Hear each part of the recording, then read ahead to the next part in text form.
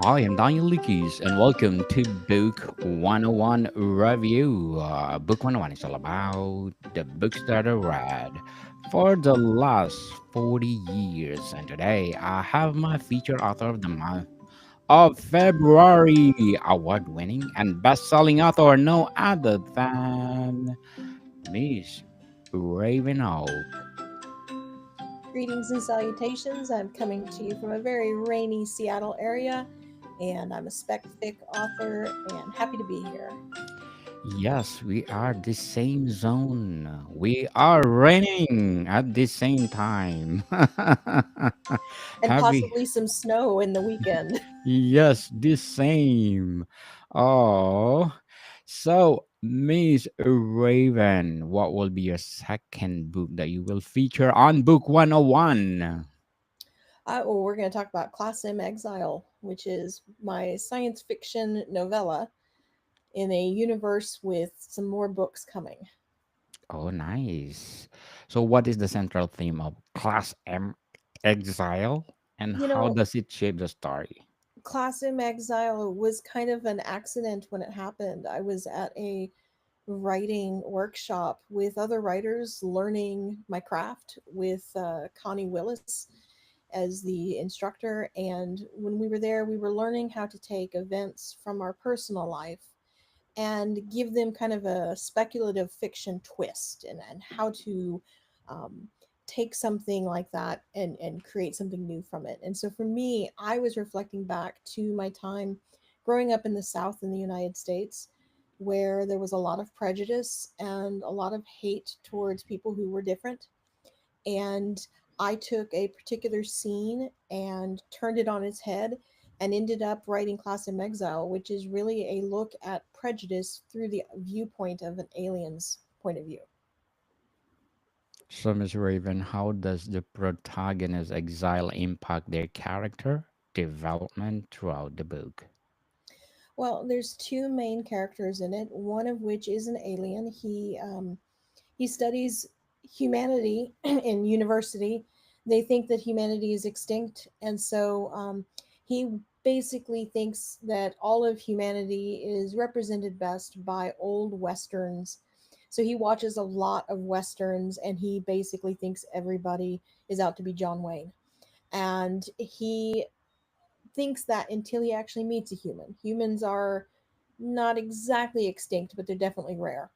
And the exile in the title is the human in this story. She is considered an exile.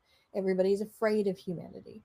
And their discovery about what it is to be friends, but also what prejudice looks like in different points of view and different species, you know, alien versus humanity, what all that looks like is part of their adventure in space. So, what role does class distinction play in the novel, and how does it affect the characters? Well, I mean, humanity is responsible for a war, a massive interspace war. And because we tend to want to go conquer everything in front of us, even if that means killing everybody to get there, we kind of do that in space in this particular future. And Mel, who's the human, um, as a consequence of that, she's hunted. Humanity is hunted. And so she has to hide a lot and hide who she is. And, she all she wants to do is find her family who she's been separated from and find her home, find Earth again, see if it still exists. And Earl, our alien in this book, he is there to help her do that. And um, he has very particular ideas about what it is to be a good person, as does she, and that there's some conflict in that. And so, her class, I guess, is again, it's like a minority class. It's this distinction of lesser than and not necessarily seen as a good person, and that definitely impacts her ability to have her own agency. Miss Ravenoak, thank you so much for sharing Class M Exile to the world. So, how did you build the world of Class M Exile, and what makes it unique? Well, I mean, the nice thing when you're writing science fiction is, even if you're writing potentially far ahead in the future, it's our world. It's not necessarily a land with, magical creatures, or there's a different set of world building in that. And so while I had to think about how the government would change with space travel and with the discovery of other species and aliens out there, um, there wasn't as much world building as I had to do with something like A Maskin's Blood. Um, but part of, I think, what makes it unique is the idea that the whole story is filtered from a narrow point of view of this alien Earl. Most of the time, when we see aliens versus humans, it's always humans are good and it's human point of view. I kind of went the opposite. I wanted something that was looking from an alien's perspective of what he thought of humanity and what prejudice would look like from that point of view. What are some of the key conflicts in the book and how are they resolved? Well, I mean, obviously, you've got the idea of humans as conquerors and evil beings, which makes things difficult for Mel. You have conflict between Mel and Earl because even though he wants to help her, again, he has his own prejudices to overcome about what he thinks about humanity and the assumption that they're all evil. Um, you also have the conflict of the entire universe being against humanity and thinking that we just want to go shoot everything and kill everything, which unfortunately isn't too far from the truth sometimes. So there's that just enough truth to it that's believable. Um, and then there's the conflict inside of Mel of, once she finds her family, if she does, what then? They're still on the run, they're still hunted. How is she going to survive? So, Miss Raven, how does Plus M explore the concept of identity and belonging? Well, I mean, we all want to belong and we all want to have some sort of kinship with somebody. um, Mel, again, looking for her family that she's been separated from since childhood. She has this longing to know who she is. Is she just this random human who's being hunted, or is she a part of something bigger than herself? And I think that that's a story that just about everybody can identify with. We all make our own families, whether they're chosen or blood relationships, and that is a common theme in my stories. And again, it's a common theme in this story too. What are the protagonist's main strengths and weaknesses and how they affect their journey? Well, I mean, I think Earl, his strength is that it takes a lot to make him afraid. He's a very brave character. His flaw is that Earl has this moral compass that says lying is the worst thing you can do. So if you lie to someone, he thinks that makes you just the epitome of evil. And so being lied to is something that he will not do with well. And that's definitely something that causes conflict in the story. Mel, on the other hand, her strength is survival. She has survived a very long time on her own. But her weakness is that she is in some ways a little too trusting. So, how do secondary characters contribute to the protagonist's development? Well, the opening scene of Class in Exile was re-envisioned from my own history, where there was a new student and people freaked out because she was very different. And I reimagined that. And so when Earl sets foot on this planet that's considered like a tourist trap, a big planet of everybody shopping and doing touristy things, when he sees a human, all of the background characters that are on this planet, they freak out. They are running and stampeding, trying to get away from this human because, oh my God, the world's going to end. Um, and so you see the secondary characters are really just kind of background, but they add a lot of comic effect as well as world building to what's there because they're there to kind of set the scene, set the stage. What is the significance of the title Class M Exile? Well, it for me it's a nod to Star Trek. Uh, Class M is the designation of the planet Earth. It is a planet that is able to sustain life as we know it. And so any planet that we find in space now that looks like it could be, I guess, a Goldilocks planet, one of the planets where we could settle, is typically designated Class M. Um, and so for me, Mel is a human. She is of Earth. I wanted her, yes, she's an exile, but I wanted her designation as a human to be at the forefront of this story. It's important to what's going on in the story. Yet I also again wanted to nod to Star Trek as I grew up on Star Trek. I grew up on the old sci-fi, and this was kind of my tribute to it. So, Miss Raven, how does Class M address themes of oppression and survival? Well, I mean, as humans, there's a little bit of it's wild to me to think that when we go out and we look at space, the belief that we are the best that's out there and the only thing that's out there. There's a lot of space out there. I think that there's definitely life out there. Um, if it is intelligent life at all, it's probably doing a really good job of hiding from us because, again, we have not done a great job on Earth with each other or with our own planet. I mean, I would be hiding from us too. Not to say that hiding in a bad way. Like, I think it would be more of a we're smarter than you and we don't want anything to do with you. No thanks. And so I guess, when thinking about that, um, there's a conceit in that. And I didn't want um, Class M Exile to focus too much on the idea that humanity is perfect. I really wanted to kind of get into the gritty underbelly of that, the conquistador idea. I'm not sure if that answered your question. I kind of lost where your question was, but Yes, it is the grittiness of human being.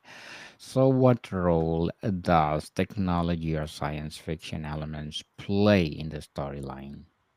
well, I will admit that I am more a soft science fiction author. That means I tend to focus more on the cultural aspect of science fiction rather than getting into let me explain to you a treatise on how space travel works. That's not really how much, that's not the focus.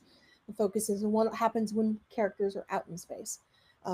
But, you know, technology is a means for Earl to take Mel and take her out into space and try to find Earth and try to find her home. Space travel allows for that. If we didn't have space travel, then the whole story kind of falls apart. Certainly. How does as the author, how do you use suspense and tension to keep the reader engaged? Well, I mean, again, everything's focused through an alien perspective, and I think that that in itself is a nice hook to hook readers. But I've done a good job of making sure that there's room for the characters to breathe and grow through the story. And I think when you do that, it gives the tension that you need. Because if you're invested in the characters, then when something bad happens to the characters, oh gosh, I got to keep reading to find out what happens next to Earl, what happens next to Mel. Is Mel going to find her family? Is Earl going to fall off a cliff or something? There's a lot of tension that's intentional through the character development. So, Miss Raven, what are the some most surprising or unexpected moments in the Class M? Without the spoilers. Yeah, without spoilers, that's hard. um, I think the unexpected is that I can give this little tiny spoiler. When the stampede happens on Bazar, which is the tourist planet, and Bazar is a play off the word bazaar, not just bizarre like weird, but also like a bazaar, a marketplace. Think of places in Asia where you go and you buy things. Um, when everybody's afraid, there is a particular alien race that is very warrior like, that is not just humanity, a different one. They land on Bazaar with the intention of causing chaos. And when that happens, there the people of Bazaar find themselves kind of ignoring the fact that there's a human there. It's almost like the enemy over here is a distraction enough that I'm suddenly united over here with this human that I didn't really want to be friends with, but we're going to pretend for a minute so that we all get out of this alive. That's an unexpected thing that happens. There, Class of Exile is kind of one unexpected thing after another, so it's hard to go into that without spoiling too much. Definitely. So, how does the novel explore the idea of justice and morality? Well, again, Earl has a unique idea of morality. You know, Lying is not a good thing. We all tell little white lies as a comfort. When somebody says, "Does this make me look ugly?" Oh no, it makes you look great. I mean, we all do that, right? But to him, that is a horrible thing to do. Uh, Mm. it's worth getting in a fight over. Those are fighting words to him. And so, there's definitely a different sense of morality in the book. Um, and you know, Justice is always a an important theme or element in my stories. I'm autistic and I have a very strong sense of what I think justice should be. I'm a big fan of everybody getting justice, having their moment in court, having their moment to, make things right. And so that comes through in all of the stories that I write. So, Miss Raven, what would be your advice for those people out there who want to write their novel? You know, we talked about this a couple times, the idea of telling your story, of being true to yourself, of trying to write as often as you can, finding those moments, but also, you know, try something new. Don't be afraid to flip something on its head. And yeah, everybody's like, oh gosh, romantasy is the big trope that's right now, and like, friends to lovers and all those kinds of things. What happens if you flip that on its head? What happens if, okay, you write something that's, romantasy, but you're like, what if they're lovers to enemies? What if we go the other way? Like, try things out. Sometimes you surprise yourself and you end up with something like Class of Exile instead. Yes, something unique. Hmm. Who knows you will become Miss Raven Oak. So stop procrastinating, people. Share, share, share your talents to the world. So, Miss Raven, in Class M, what emotional impact does the book have on the reader and why?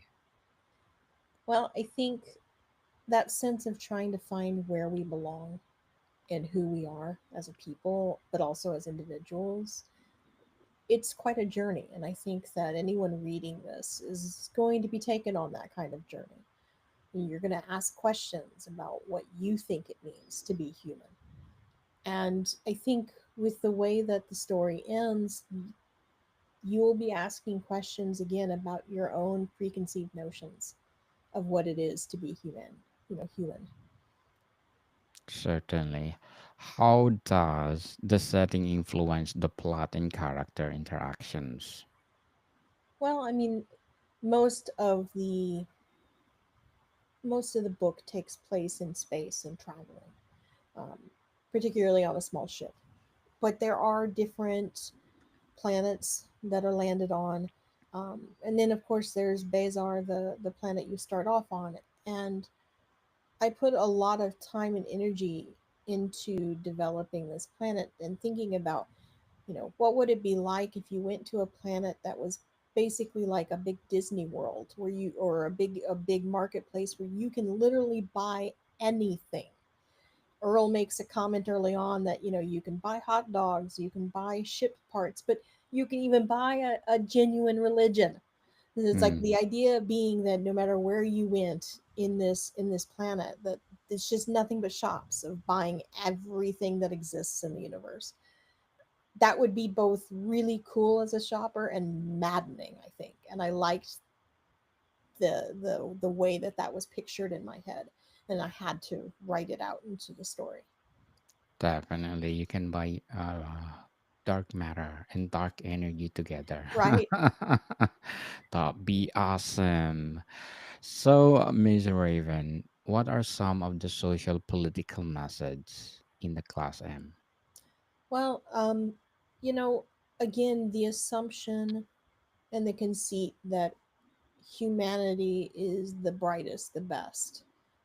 That's not a really good conceit to have. It's not a good attitude to have. Um, so there's messages about that, because if you go from the macro to the microcosm, looking at our desire and our need to conquer everything, that's how we get into situations like the United States is finding itself in right now, where we think we can just go out and take Greenland and the Panama Canal, and it's like, no, that's not how this works. Um, you know, even I mean, this was published in 2016, I think, and that was like way before current political things. Um, but we were always there. As a species, we keep wanting to go and conquer the other, and tamp out people who are different from ourselves. And I don't like that. That's not really a good way to be a good person, a good citizen of the earth. We should be taking care of each other. We should be taking care of our planet. So Yes, those are the kinds of lessons and themes that run through stories like this. Miss Raven Oak. Very well articulated. Thank you so much for sharing your Class M. And I remembered also Gulf of Mexico to Gulf of America. Right? Like we own an entire ocean. Oh my gosh. Yeah. Yes. So, how does Class M compare to other science fiction books with similar themes? Well, I mean, I think that it compares to a lot of the soft sci-fi that's out there, that's a little more modern and really focuses on this society and the sociological aspects of things, rather than picking apart the technology or um, the hard science portion of it. um, I think it's similar in some ways to a lot of the works that like Rachel Bach writes or Connie Willis, where you're really like, I love Connie Willis, but time travel probably not a thing. However, she uses that in her science fiction. She's a grandmaster and she writes a lot about time travel. But the focus isn't about the time travel. It's about the characters and the relationships and how that impacts culture and society. That's more my style in terms of my sci-fi. Definitely. So, what lessons can be learned from the protagonist's experiences? Well, number one, probably don't lie to Earl. That would be bad. um, but on a bigger scheme of things, be yourself. Don't be afraid to take risks. Don't be afraid to try new things and to go out there and live your life, because in theory we might only have one life, and so this is it. Make use of it. Make good time with it. Seize your day, people. Yeah. So, Mr. Raven, before we wrap up our discussion, what are your short term and long term goals in writing? uh Short term, definitely want to wrap up some of the revisions and stuff that I've been working on. I've got a lot of books that are very close to being ready to send off to the editor. Long term, I think doing more podcasts like this, more events like this, these are fun. I love having the moment to talk more in depth about my works. I've been on a lot of podcasts, and a lot of them, they ask a lot of surface questions, and that's okay too, new audience. But sometimes it is nice to be able to spend 30 minutes really diving into one work rather than the entirety of my works. Certainly, you are most welcome to come back anytime and let's talk about all your books. So, to wrap up our discussion, how does the book's ending shape the overall message or theme of the story? Just really, if we are going to go out and explore space, if we're really going to go out there and look at the possibility of other life, maybe we don't treat everything out there the way we have treated the citizens of Earth. Not just humans, but the animals that live here too, the plants that live here. I mean, we are not great stewards of this planet. Maybe we should take some lessons from that. And that has absolutely shaped every story I tell in space. Definitely.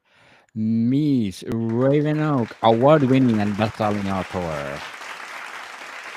My feature author of the month of February. Thank you so much for sharing all your books to the world. And can you please invite our listeners to support all your books?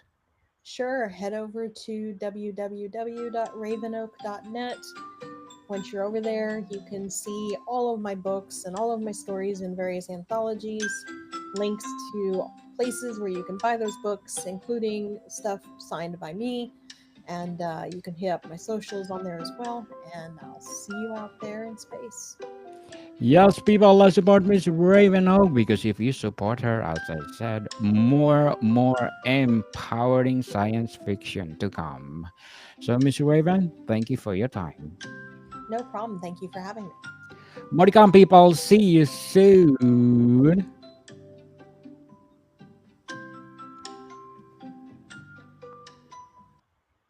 Once I publish this episode to the podcast itself, I'm gonna share to you, Miss Raven. Okay. Yeah. My date will be February 3rd, together with my new podcast, Mental Health 101, which